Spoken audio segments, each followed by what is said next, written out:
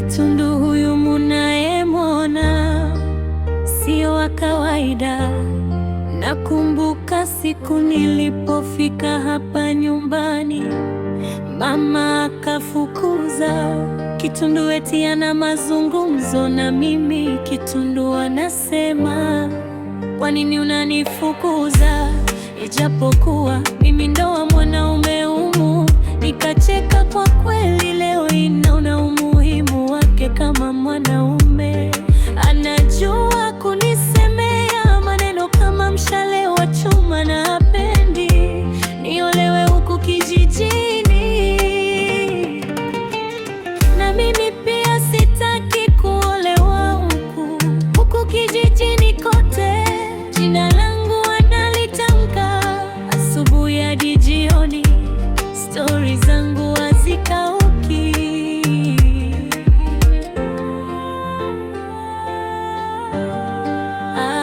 Kitundu uniachi napotembea kila kona ya kijiji, habari zangu zafumue.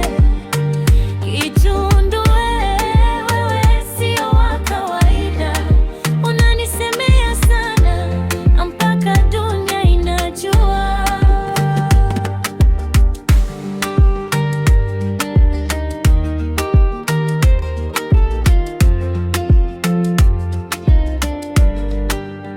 Wazee wakikaa chini, stori ni mimi. Watoto wakicheza nje, jina langu ndilo wimbo. Sijui kama Winnie Tundu msichana huku, sielewi. Kuna mkaka huku ameisha kunikwama kweli, ila Kitundu anapambana naye kweli. Kitundu uniachi napotembea kila kona ya kijiji, habari zangu zafumue. Kitundu wewe sio wa kawaida, unanisemea sana mpaka dunia inajua. Leo nanyamaza kimya, kesho nitajitetea.